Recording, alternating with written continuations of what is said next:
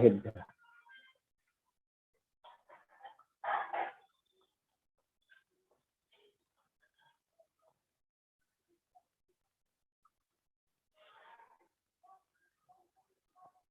अणमियोण जिण वरिंदे अणरसुर भवनिंद वंदिये सिद्धे वोच्छामि भाव पाहुड़ मवसे से संजदे सिरसा परमात्म को वंदे करी शुद्ध भाव करतार करूं भाव पाहुड़ तणी देश वचन का सा।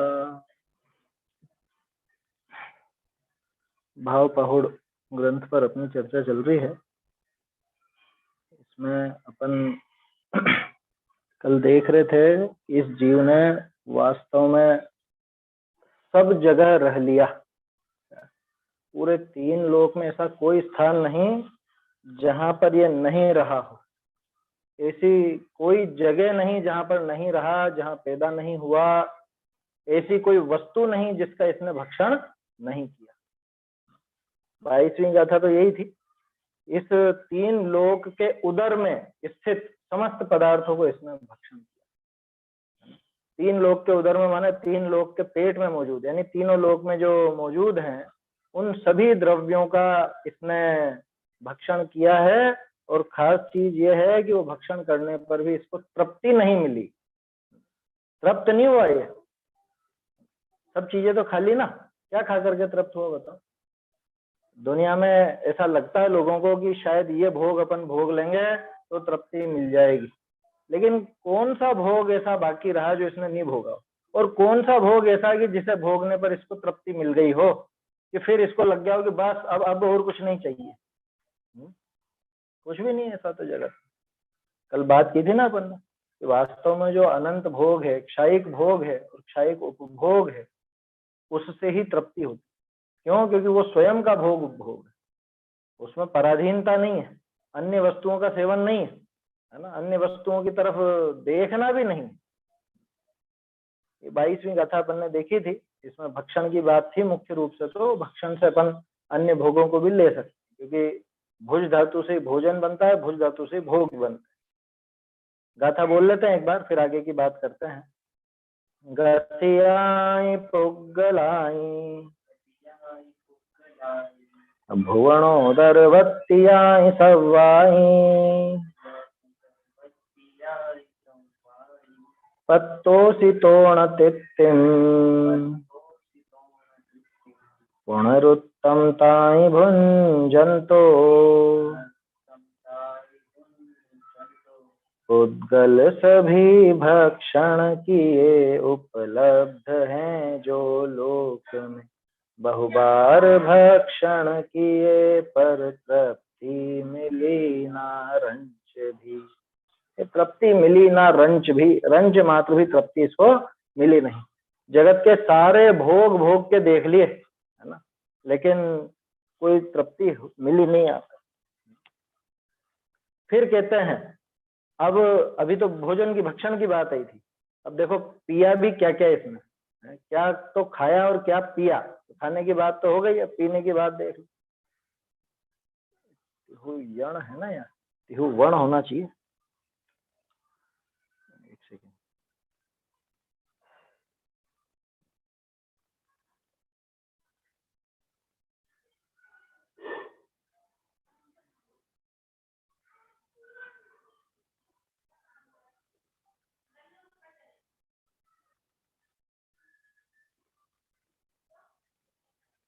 ये व कर लो ये के स्थान पे। तिहु यण नहीं होगा, तिहु वर्ण बनेगा। त्रिभुवन बोलते हैं ना, त्रिभुवन, यह जो है यह के स्थान पे व हो जाएगा। तिहुवन सलिलम शैलम पीयम तिन्हाय पीडियेण तुम्हें तो विण तन्हा छेओ जाओ चिंते भव महणम तिहुवन सलिलम शैलम पीयम तिन्नाय पीडियेण तुमे तो विण तन्ना छेओ जाओ चिंते भव महणम त्रैलोक्य में उपलब्ध जल सब तृषित हो तूने पिया पर प्यास फिर भी ना बुझी अब आत्मचिंतन में लगो। तिहुवन सलिलम शैलम। तिहुवन, तिहुवन का तो अर्थ स्पष्ट है, त्रिभुवन। त्रिभुवन का सलिल, सलिल माने पानी, कितना कि शैलम सकल, सारा का सारा, जगत में जितना भी पानी था वो सारा पानी पीयम, पीयम माने पी लिया गया। किसके द्वारा? कि तिन्नाय पीड़ियेण तुम्हें। तिन्नाय, तिन्नाय मतलब तृष्णा से, तृष्णा से पीड़ियेण यानी पीड़ित जो तुम थे, तृष्णा से पीड़ित तुम्हारे द्वारा इस पूरे विश्व का, सकल विश्व का सकल जल तुमने पी लिया। आचार्य देव संबोधन दे रहे हैं। वैसे तो मुख्य रूप से मुनिराज को उपदेश है, लेकिन अपन तो अपने ऊपर भी लगाएं, अपने साथ भी तो हुआ ही है ना। ये तीनों लोक का सारा पानी पी गए तुम, इतनी जबरदस्त प्यास थी। उसमें छेड़ाला में तो आता है ना, नरक के दुखों में क्या, तीन लोक को नाज जू खाए मिटे ना भूख कणा न लहाए। ऐसे ही पानी का क्या आता है, तीन क्या है वो देखो उसका अनाज की तो याद आ गई, इसका ध्यान नहीं आ रहा है? जल क्या था वहां पे, उसके पहले की पंक्ति शायद, तो भी प्यास नहीं बुझती उसकी। कुल मिला के तो ये है बात, है ना। छंद तो देखो ध्यान नहीं आता है इन टाइम पर, लेकिन भाव यही है कि जगत का पूरा पानी पी लिया तो भी उसकी प्यास नहीं बुझी। सारा खाना खा ले, तीन लोग का अनाज खा ले तो भूख नहीं मिटी, ये तो पिछले छंद में था, पिछली गाथा में था। और यहाँ पे पूरे के पूरे उसकी प्यास नहीं मिटती। ऐसा तो पण बूंद ना एक लहाए, क्या सिंधु नीर, सिंधु नीर ते प्यास बूंद न लहा। एक बूंद पानी भी नहीं मिलता वहां पे, तो नहीं मिलता है, वहां की बात छोड़ दो, ये वहां की बात नहीं कर रहे, यहाँ तो कह रहे हैं कि मिल गया सब। क्या तीनों लोग का सारा पानी पी लिया, इतनी प्यास थी कि तीनों लोग का पूरा पानी पी गया। ये कहाँ पी गया, कौन पी सकता है? अरे एक भव की बात नहीं है, अनंत काल से अपन देखते आए हैं, इतना इतना तो जल पिया है अपन, नहीं पिया क्या? अरे इस बचपन से लेकर अभी तक का ही हिसाब लगाओ ना, तो टनों में टन तो कहीं भी नहीं लगेंगे, कितना पानी पी चुके होंगे। रोज आपके घर की टंकी भरती है कि नहीं? कितने 1000 लीटर की टंकी होती है, वो रोज भरती है, रोज भरनी पड़ती है। 1000 लीटर रोज के हिसाब से हिसाब लगा लो, ये तो वो पिया थोड़े ना सारा। अरे पिया हो चाहे काम में लिया हो, बात तो सब वही है। इतने जल का सेवन किया कि नहीं किया? और सिर्फ इस भव की बात थोड़ी ना, ऐसे अनंत भव हो चुके हैं। तो अनंत भव में पूरे तीन लोक में जितना पानी मौजूद है वो सब पी चुका है, इतना पानी तो पी चुके हैं, ये पक्की बात है। ये तीनों लोक में जितने पानी है, कहाँ समुद्र में ही तो है, और कहाँ पे पानी? ये जो समुद्र है, मध्य लोक है, मध्य लोक में ये असंख्य समुद्र हैं, इतना ही तो पानी है। असंख्य समुद्रों का पानी और अनंत भव धारण कर लिए हैं, जिसमें पानी खूब पिया है, तो वो सारा पानी तो खत्म हो चुका कब का ही, देखा जाए तो उससे ज्यादा पानी अपन पी चुके हैं आज। तीन लोक में जितने भी भक्षण करने योग्य वस्तुएं, उनसे ज्यादा आज तक खा चुके हैं। समझ में आ रही है?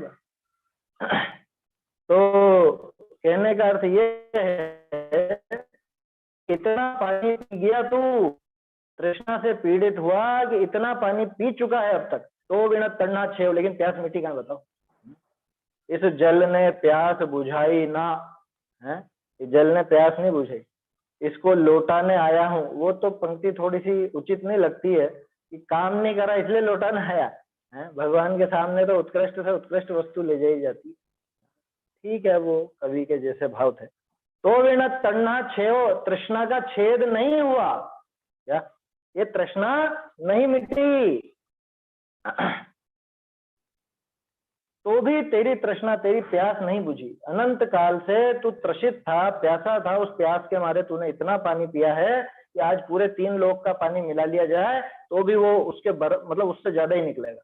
उससे ज्यादा पानी का सेवन तो तू कर चुका है, लेकिन आज तक प्यास कहाँ बुझी।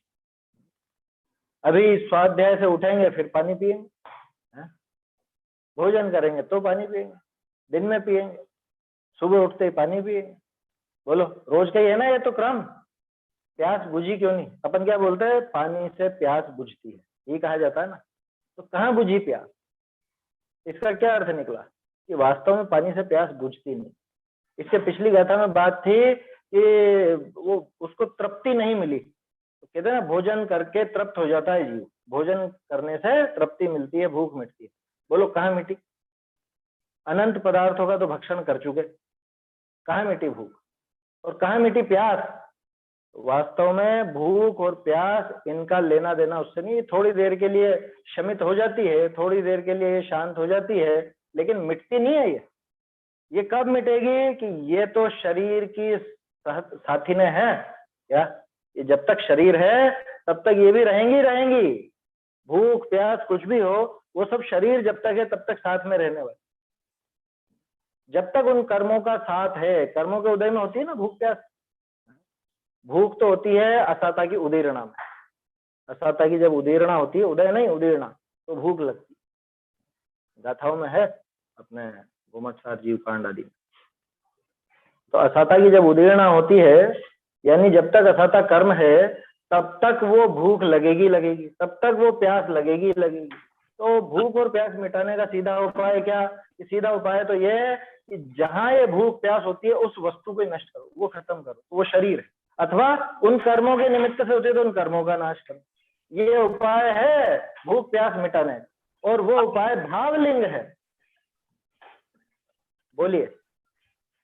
असाता की उदीरणा का थोड़ा एक्सप्लेन करिए ना प्लीज।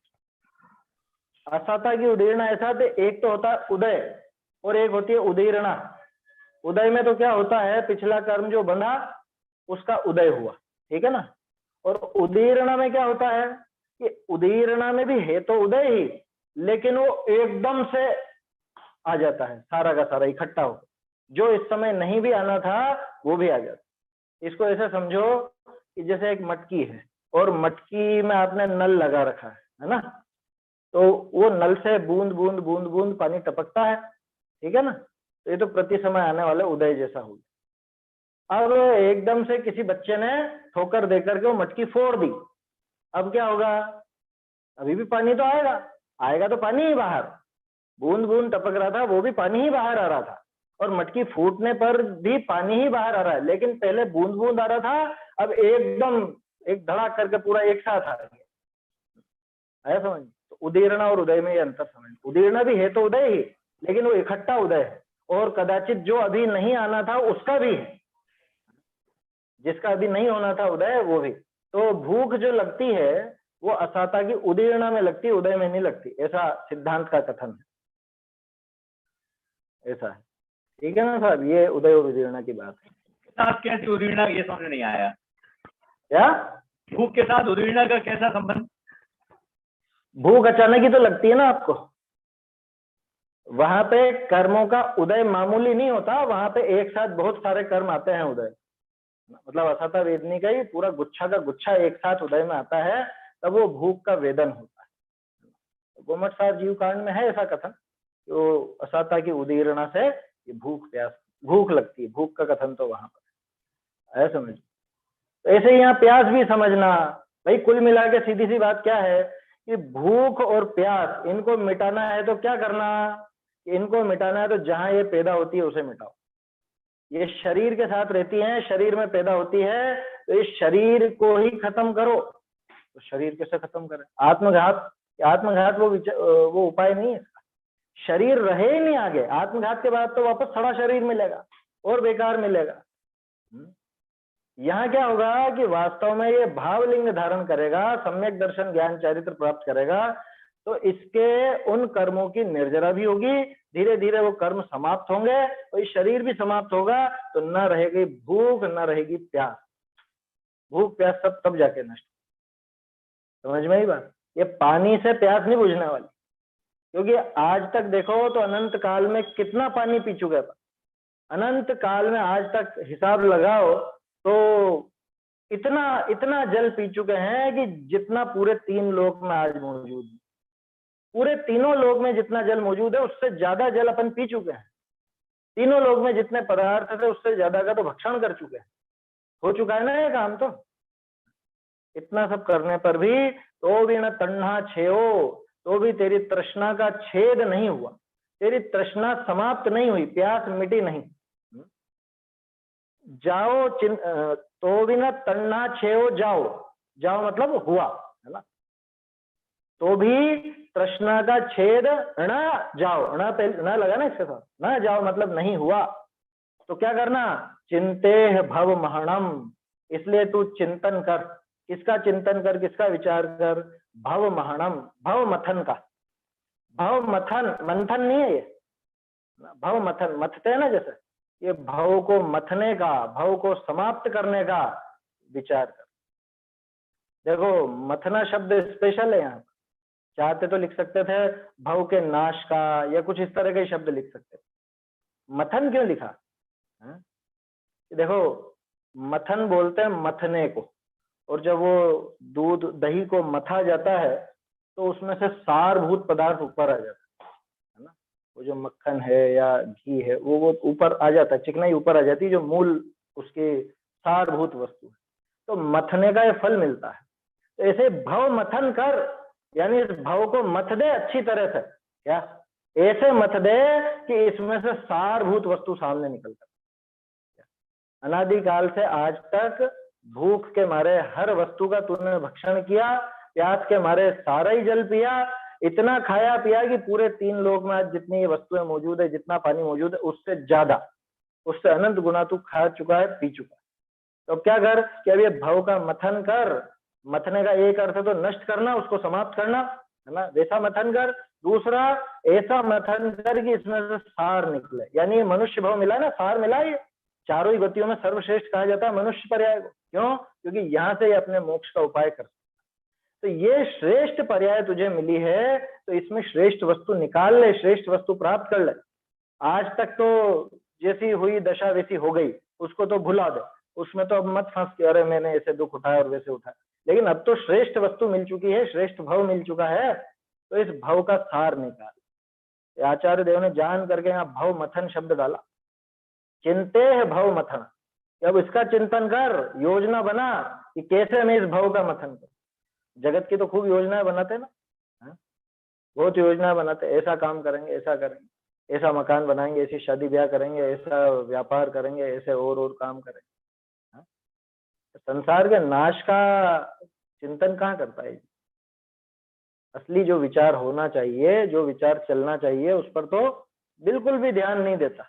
बाकी सब जगह वहां योजनाएं बना लेगा, जगत की सारी। अरे जहां विचार का मौका मिलता है वहां पे भी जाके निर्विचारी हो जाता। ये अपने जिनालय, स्वाध्याय आदि ये सब तो विचार के अवसर थे ना, यहाँ भी विचार नहीं चला था। यहाँ भी और बातों का विचार चलता रहता है, राजनीति का विचार चलता है, पंचायत का विचार चलता है, जगत में कैसे दूसरों के सामने ऊंचा दिखे उसका विचार चलता है। कैसी खोटी प्रवृत्ति। तो क्या कहा कि तीनों लोक का सारा पानी तू पी गया, है ना, तेरे द्वारा पी लिया गया तृष्णा से पीड़ित होने के कारण, तो भी तेरी तृष्णा का छेद नहीं हुआ। तो इसलिए अब उन सब चीजों को तो छोड़ और ये भव मथन का तू चिंतन। सरल है गाथा, इसका अर्थ देखते हैं।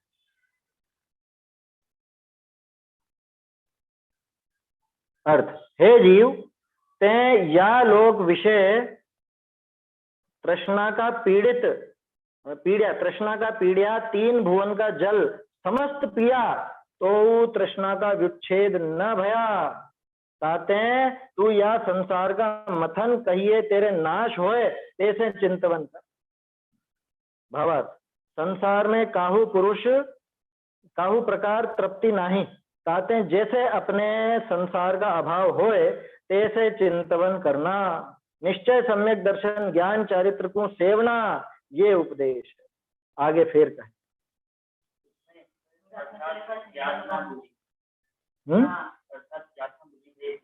प्यास न बुझी तो तृष्णा का विच्छेद न भया।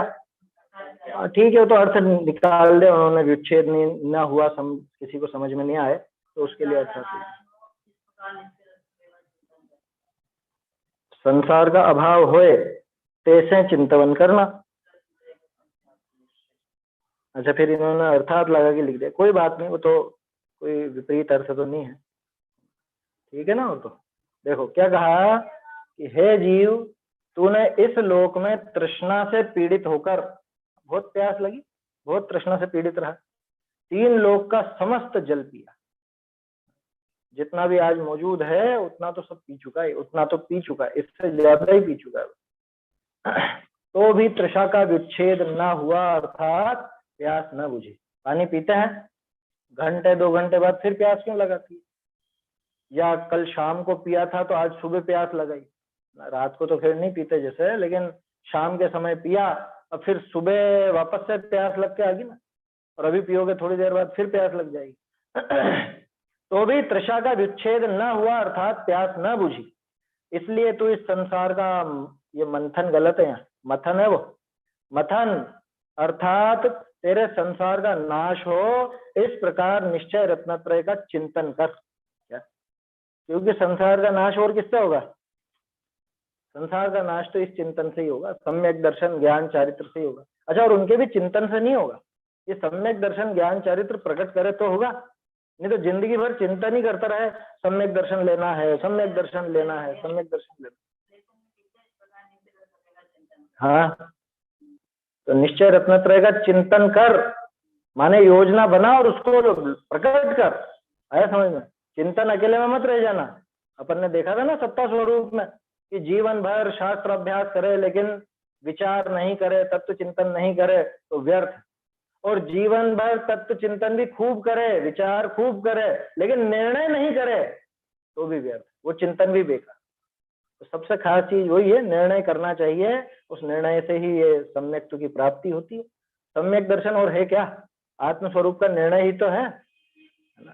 चिंतन नहीं, चिंतन तो खूब करे, लेकिन चिंतन के साथ अगर वो निर्णय हो तब तो काम बनेगा, और अगर निर्णय नहीं हुआ तो वो चिंतन भी व्यर्थ, व्यर्थ गया सारा।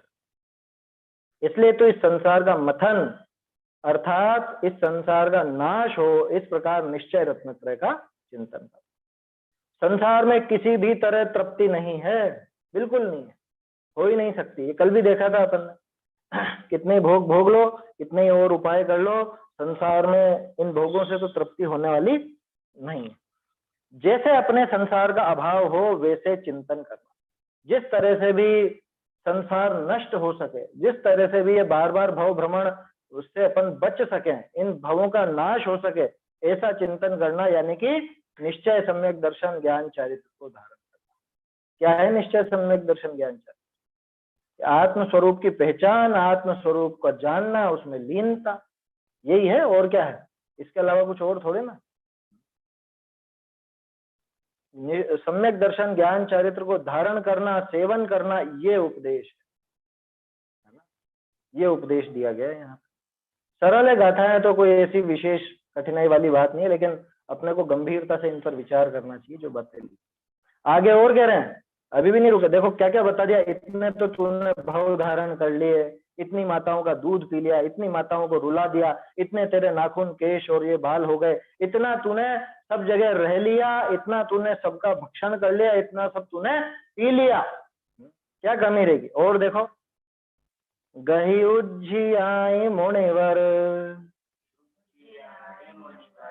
कलेवराई तुम्हें अणे आई, ताणम नत्थि प्रमाणम अनंत भवसाय रे धीर, गही उज्जियाई मुनिवर कलेवराई तुम्हें अणे आई,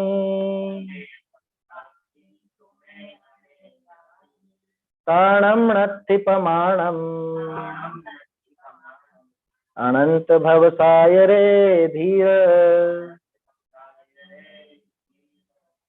जिस देह में तू रम रहा ऐसी अनंती देह तो मूर्ख अनेकों बार तू प्राप्त करके छोड़ दी। गही उज्जियाई, गही मतलब ग्रहण की, उज्जियाई यानी छोड़ दी, ग्रहण किया और त्याग किया, माने जन्म लिया और मरण किया, सीधे शब्द, क्योंकि शरीर की बात है। मुनिवर के है मुनिवर, आगे धीर भी कहा ना आखिर में, धीर है मुनिवर, है धीर, धीर समझदार व्यक्ति, अरे समझदार है, बुद्धिमान है मुनिवर। मुनियों को मुख्य रूप से उपदेश है, क्योंकि मुनि पन्ना धारण करके भी भावलिंग धारण नहीं करे तो उसको कुछ सिद्धि होती नहीं है, ऐसे जीव को समझाया जा रहा। उसके बहाने अपन भी समझ लो भैया, बिना भावलिंग के तो काम होने वाला नहीं है। देखो ये जितनी भी बात आई, ये सब क्यों हुए इसका जवाब पहले दे चुके हैं 21वीं गाथा। अणप्प वसो, अनात्म वश होकर के, यानी अपने आत्मा के वश में नहीं रहा, विपरीत विपरीत काम करता रहा, उन्हीं के वश में रहा, इसलिए ये सब दशाएं, इसलिए इतने भाव धारण करे, इसलिए इतनी माताओं को रुलाया, इसलिए इतने तूने ये जल पिया और ये इतने सब वस्तुओं का भक्षण। ऐसे ये भी तूने अनात्मवश होकर के गही उज्जियाई, ग्रहण किया और छोड़ा, इनको कलेवराई, कलेवरों, कलेवर किसको कहते? कलेवर माने शरीर, शरीर को बोलते हैं कलेवर, है ना। मृतक कलेवर माने तो मुर्दे का शरीर, हाँ, कलेवर तो सिर्फ शरीर के लिए कहा गया। कलेवराई तुम्हें अणेयाई गही उज्जियाई, ऐसे लेना अर्थ कि तुमने अनेक कलेवरों को ग्रहण किया और छोड़ा, अनेक अनेक कलेवरों को तुमने ग्रहण किया और छोड़ा। प्राणम नत्थि प्रमाणम, उनका कोई प्रमाण नहीं है, प्रमाण नहीं मतलब संख्या नहीं है, उनकी गिनती नहीं है, पार नहीं है उनका। क्या इतने शरीर तूने धारण किए हैं और इतने शरीर धारण करके छोड़े हैं कि जिनकी कोई गिनती नहीं। बोलो, हर भव में नया शरीर था ना, हर भव में तो नया नया शरीर धारण किया और मगन हो गया उसमें, फिर उस शरीर को छोड़ा, कुछ समय बाद आयु पूरी हो। कितने भव धारण कर लिए कि अनंत, तो कितने शरीर धारण कर लिए कि अनंत, आया समझ में?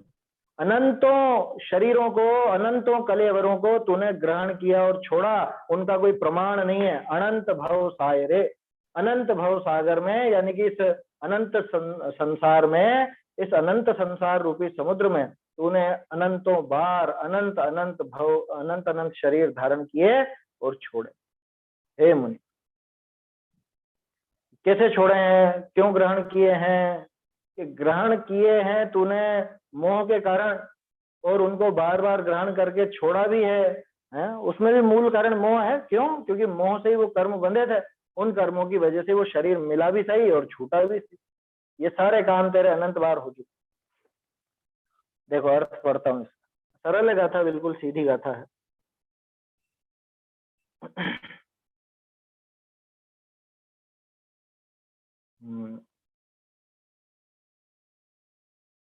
हे मुनि प्रधान, एक मिनट, हे मुनिवर, हे धीर, ते या अनंत भव सागर विषय कलेवर कहिए शरीर ते अनेक ग्रहण किए और छोड़े, तिनका परिमाण नहीं है। ठीक है ना।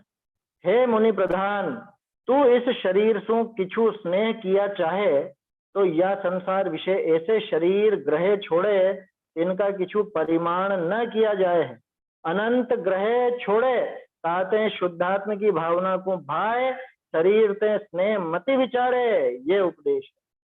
आगे कहें, जो पर्याय को थिर जाने तो थिर नहीं है, आयु कर्म के अधीन है, सो आयु अनेक प्रकार क्षीण होए।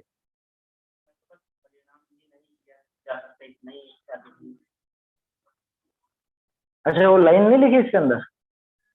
हाँ, संसार में ये कुछ विषय नहीं है। एक मिनट, फिर से देखते हैं इस भावार्थ को। देखो क्या कहा, हे मुनि प्रधान, है ना, तू इस शरीर सो किछु स्नेह किया चाहे तो यह संसार विषय ऐसे शरीर ग्रहे छोड़े, तिनका किछु परिमाण न किया जाए। ठीक है ना, यहाँ तक ही है बस इसके अंदर। चलो लिख लो तो फिर। नहीं किया जा सकता है, ये कोमा लग जाएगा, यहाँ पे कोमा आकर के आएगा। न किया जाए है। अनंत ग्रहे छोड़े, अनंत ग्रहण किए व छोड़े।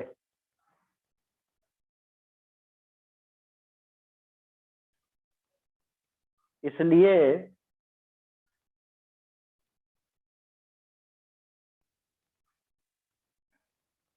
शुद्धात्मा की भावना को भाकर, शुद्धात्मा की भावना भाकर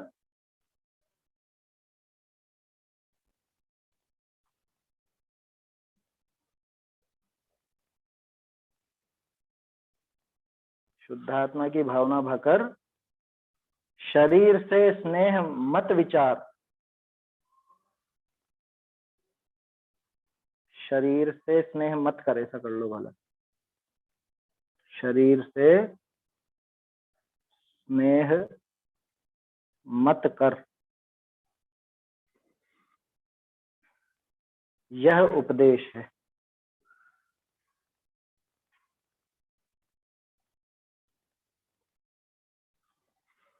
फिर आगे ही से आगे कहते हैं, जो पर्याय को स्थिर जाने तो स्थिर नहीं। हाँ, वो चीज भी इन्होंने छोड़ दी, स्थिर जानने वाली बात नहीं लिखी। ये तो पर्याय तो स्थिर नहीं है, ये पर्याय को स्थिर जानता है ना। तो पर्याय स्थिर नहीं है, आयु कर्म के अधीन है, अनेक प्रकार से क्षीण होता है। ठीक है, कैसा?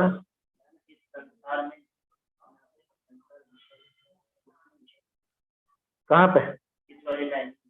करना चाहता है तो इस संसार में, हाँ, इस संसार में,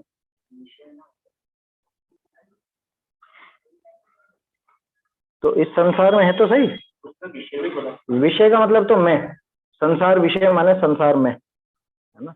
वो तो विषय शब्द लिखते हैं, विषय नहीं है वो, विषय। हाँ, हे मुनि प्रधान, एक मिनट, अर्थ देखा ना पहले। हे मुनिवर, हे धीर, तूने इस अनंत भव सागर में कलेवर अर्थात शरीर अनेक धारण किए और छोड़े, उनका परिमाण नहीं है, नाप नहीं है, कोई गिनती नहीं। इतने इतने शरीर धारण कर करके छोड़ चुका है। क्या कोई सीमा नहीं, कोई लिमिट नहीं उसकी, इतने शरीरों को धारण। ये वास्तविकता है ना। इसी भव में अपन देखते हैं कि ये मतलब कितने जीवों को अपन ने देखा है कि ये थोड़े से समय में पैदा होते हैं और मर जाते हैं। अभी देखो ना, अभी के मौसम में कैसे जीव पैदा होते हैं, कितने जरा जरा समय वो भव समाप्त हो जाते हैं। आगे आएगा, भवों की संख्या आएगी इसमें, मतलब कर्णा नियोग की गाथाएं भी यहाँ से निकली हैं, ये पता चलेगा अभी आप। अगली गाथा जो आ रही है, ऐसी की ऐसी गाथा घुमटसार जी में, अपमृत्यु कैसे होती है, कुमरण घात कैसे होता है आयु का, वो बता रहे। हे मुनि प्रधान, तू इस शरीर से कुछ स्नेह करना चाहता है। करना क्या चाहता है? करता ही है। ये तो ये चाहता है कि हमेशा ये मेरे साथ बना रहे। कितना स्नेह रहता है इस शरीर से, इसको सजाने संवारने में पूरा दिन निकाल दे। जिसके श्रृंगारों में मेरा यह महंगा जीवन घुल जाता, बोलो, पूरा जीवन घोल देता। अरे ऐसे ऐसे मूर्ख लोग होते हैं इस शरीर के पीछे इतने पागल, नाक थोड़ी सी ऐसी होनी चाहिए तो सर्जरी करा, होंठ थोड़े ऐसे होने चाहिए तो सर्जरी करा, क्या माथा थोड़ा ऐसा होना चाहिए या ठुड्डी ऐसी होनी चाहिए, कराते रहते हैं ना प्लास्टिक सर्जरी सुंदर दिखने के लिए। तो काला हो कोई तो वो गोरा होना चाहता, तो शरीर को बनाए। अरे भाई, जैसा शरीर है वैसा ही उसमें स्वीकार करना, क्या दिक्कत है? तेरा तो है नहीं कुछ भी, पलट जाता। अरे ये तो छोड़ो, शरीर तो चलो इससे एक क्षेत्र होगा संबंध वाला है, शरीर से संबंधित नाखून और बाल हैं, कितने पागल होते हैं उसमें। सफेद हो जाए तो अरे काले करो, काले करो, काले। बाल कभी काले होते हैं? ये काला दिखाना चाहता है, होते नहीं है काले। काले होते हैं क्या कभी? क्या लगाते हैं वो, डाई लगाएंगे, कलर लगाएंगे, मेहंदी लगाएंगे, उससे काला होगा कभी?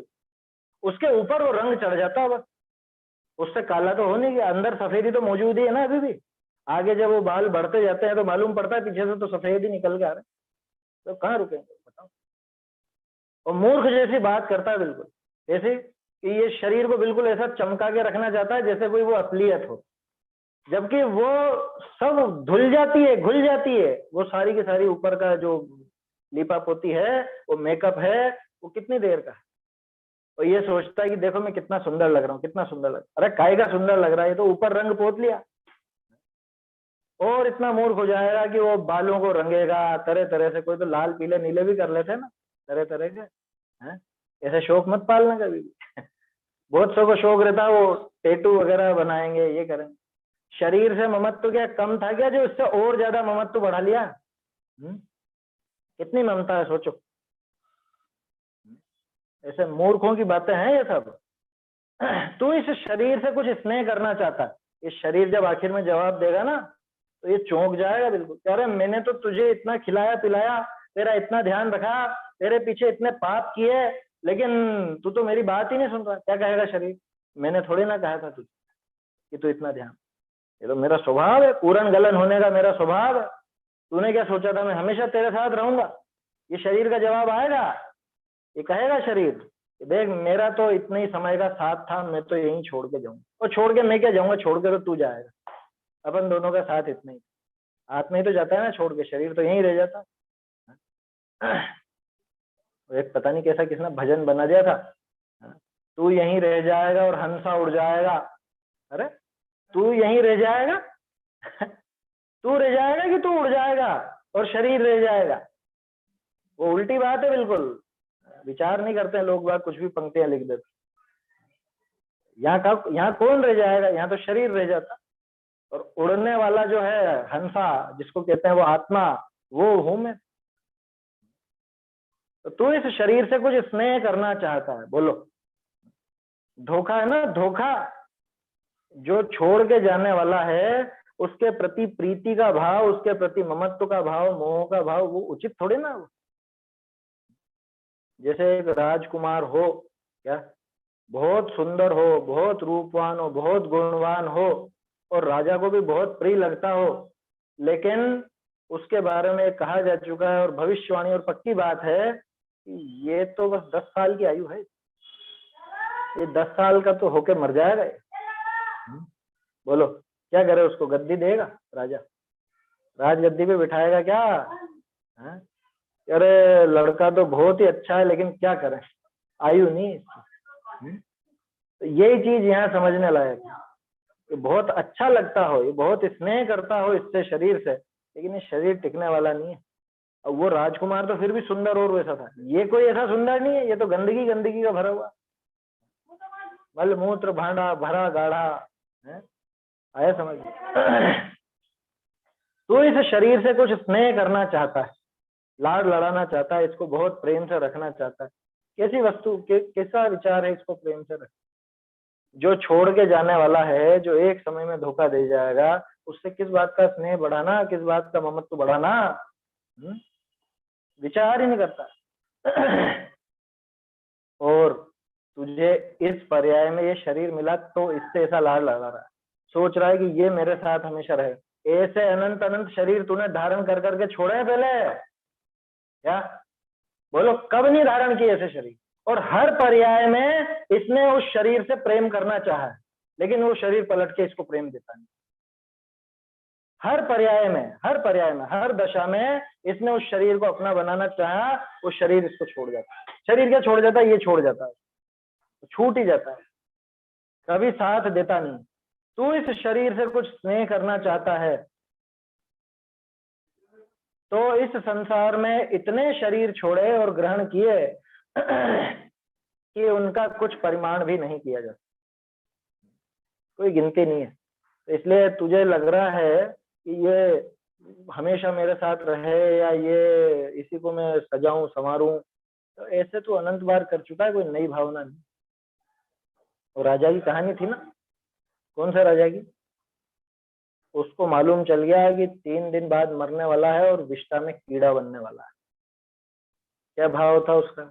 और मुझे वो बेकार शरीर नहीं चाहिए, मेरा तो यही शरीर अच्छा है, तो क्या करे? लेकिन वो तो उन्होंने कह दी, तो बात तो सच्ची होगी।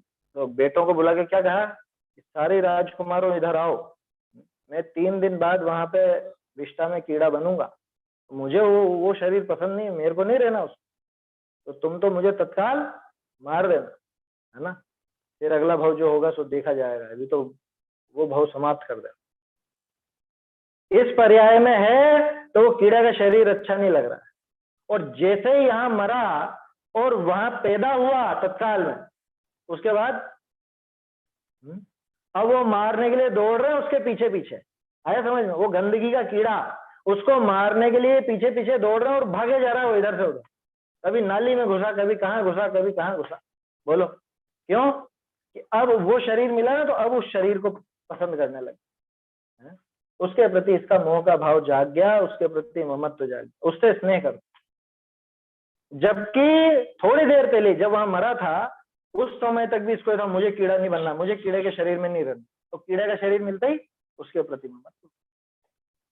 तो ऐसे अनंत अनंत शरीर धारण किए हैं, तेरा ये स्नेह चलने वाला नहीं है, इससे तू कितने स्नेह लुटा इस पर, ये बदले में कुछ भी देने वाला नहीं, क्यों, इसका स्वभाव है, क्या करे ये कोई ज्ञान दर्शन वाला तो है नहीं, ये कोई इसको चेतना तो है नहीं, इसमें सुख का अनुभव कुछ होता तो है नहीं, तो ये तो इसका शरीर का तो स्वभाव ही है, पूर्ण होना, गलन होना, सड़ना, गलना, बुढ़ापा आते ऐसा हो जाता है शरीर, इंद्रियां काम नहीं करती हैं, ये सब काम तो इसमें होने ही होने, कितनी कोशिश कर लो इसको रखने की, इसको अच्छा हृष्ट पुष्ट बनाए रखने की कोशिश कर लो, ये दिन पे दिन क्षीण होता जाएगा, सो जाएगा ही, चाहे इसके प्रति ममत्व भाव रखो चाहे मत। तू इस शरीर से कुछ स्नेह करना चाहता है तो इस संसार में इतने शरीर और छोड़े और ग्रहण किए कि उनका कुछ परिमाण भी नहीं किया जा सकता, अनंत ग्रहण किए अनंत छोड़े, इसलिए क्या करना भैया, उसके प्रति प्रेम मत बढ़ा, खुद से प्रेम बढ़ा, शुद्धात्मा की भावना भा, शरीर से स्नेह मत, शुद्धात्मा की यानी अपने आत्म स्वरूप की भावना भा और इस शरीर से स्नेह छोड़ दे, इसके प्रति स्नेह बढ़ाने जैसा नहीं है, क्योंकि तू कितना भी स्नेह कर ले ये कुछ साथ देने वाला है। तो भारत और चीन की दोस्ती है क्या, समझ में ही बात, पहले कहते थे नेहरू जी ने जब वो कुछ संधि वंधि करी थी ना, हिंदी चीनी भाई भाई, तब भी कुछ नेता लोग बोला करते थे कि ये धोखा देगा, ये इससे दोस्ती मत बढ़ाओ, वही हुआ फिर वो सन 61-62 में कब हुआ था बात। तो ये तो ऐसे ही है, भारत और चीन की दोस्ती जैसा है, हो सकते हैं दोस्त कभी, ये विचारधारा ही अलग है, स्वरूप अलग है यहाँ आत्मा का, और इस शरीर का तो बिल्कुल अलग स्वरूप है, इसलिए तू तो भैया तू स्वयं शुद्धात्मा है, तो शुद्धात्मा की भावना भा, इस शरीर को बनाए रखने की, सुंदर रखने की, हृष्ट पुष्ट रखने की भावना मत भा, इससे स्नेह मत बढ़ा, ये उपदेश है। देखो आगे कहते हैं कि जो पर्याय स्थिर नहीं है, आयु कर्म के अधीन है, वह अनेक प्रकार से क्षीण हो जाता है। मूल में तो ये बात भी थी, ये पर्याय को स्थिर समझता है, वो स्थिर नहीं, वो अच्छा था वैसे, वो लिख लेना चाहिए था, ये सोचता है कि ये पर्याय स्थिर रहेगी। बोलो सबको ऐसा ही लगता है ना, सब अभी बढ़िया तो है, सब अपने ऐसे ही रहेंगे, अपन तो बरसों बरस ऐसे ही रहेंगे। कोई भी व्यक्ति कल्पना नहीं कर सकता कि 5-10 साल में कैसी परिस्थिति बदल जाए। कोई मकान बनाता है तो ये सोच के बनाता है कि बस हो गया अब काम, अब तो अपने भविष्य में भी बच्चे बच्ची और उनके भी बच्चे बच्ची और उनके भी बच्चे बच्ची, हमारी सब आगे आने वाली पुश्तें सब इसी में रहे, ऐसे ही सोच के बनाते ना। अब आखिरी काम है, ईमानदारी से बताओ 5-10 साल के अंदर ऐसा कौन सा मकान है जिसमें कुछ काम नहीं पलटा, कोई सुधार नहीं होता हो या कोई बदलाव नहीं आता हो, परिवार में बदलाव नहीं आता हो 5-10 साल के अंदर, ये बताओ। हर परिवार में बदलाव आता, रिश्ते बदलते हैं, परिवार जन बदलते हैं, शरीर बदल जाता है 5-10 साल में, शरीर में कैसे क्या हो जाता है, देखो पहले कैसा था अभी कैसा हो गया, पहले छोटा था तो वयस्क हो गया, वयस्क था तो थोड़ा सा प्रौढ़ हो गया, प्रौढ़ था तो बूढ़ा हो गया। तो हर चीज में पर्याय स्थिर नहीं है, पर्याय लगातार बदलती है। ये सोचता है ऐसा स्थिर रहेगा, सब ऐसे ही चलता रहेगा, और उनसे पूछो भुज वालों से, है ना, करोड़ों रुपए और अरबों रुपए इकट्ठे कर लिए थे ना, और बहुत आराम में थे, एक भूकंप के झटके में सब धराशायी, करोड़पति को रोड़पति बनते देर नहीं लगी। ये पर्याय स्थिर नहीं है, अस्थिरता है। अनित्यपना तो है ही, अस्थिरता भी है। समझ में आ रही बात? स्थिर नहीं है, आयु कर्म के अधीन है। कब तक रुकेगी ये? पानी का बुलबुला कब तक? जब तक कोई तेज हवा का झोंका नहीं आता या कुछ चीज उसके टकराती नहीं है, तब तक ही वो बुलबुला बना। बच्चे बनाते ना झाग के बुलबुले बना, कितनी देर टिकेगा वो? जब तक किसी से ये अड़ा नहीं, टच नहीं हुआ, बस तब तक इसका जीवन है। वैसे ही यहाँ पर समझना कि आयु का निषेक खिरा, आखिरी निषेक खिरा, और यहाँ से चल देगा। फिर चाहे कितनी भी इसका कितना भी जीवन रहा हो या नहीं रहा। लोगों को लगता है ना जल्दी चलेगा, जल्दी चलेगा। अरे कहाँ से जल्दी चलेगा? आयु जितनी थी उतने में तो जाएगा, जल्दी कहाँ से जाएगा? फिर भी कई प्रकार के निमित्त बाहर में मिलते हैं। तो निमित्त मिलते हैं, मूल कारण तो आयु है, और आयु के साथ बाहर में वो कुछ ना कुछ निमित्त से मिल जाते हैं। उन निमित्तों का नाम भी यहाँ पे आ रहा है इन गाथाओं। क्या कहा आगे? कहते हैं कि जो पर्याय स्थिर नहीं है। अच्छा समय तो हो गया अपना, घड़ी पीछे। जो पर्याय स्थिर नहीं है, आयु कर्म के अधीन है, वो अनेक प्रकार से क्षीण हो जाती है। मूल में तो आयु कर्म क्षीण होता है, और बाहर में अनेक प्रकार के निमित्त मिलते हैं, उनसे भी क्षीण होना इसका कहा जाता है। तो ये आगे 3 गाथाएं आ रही है, इसको तो अपन कल देखें। अभी दोनों गाथाएं बोल लेते हैं। तिहुवण सलिलम शैलम पीयम तिन्नाय पीड़ियेण तुम्हें, तो विण तन्ना छेओ जाओ चिंते भव महणम।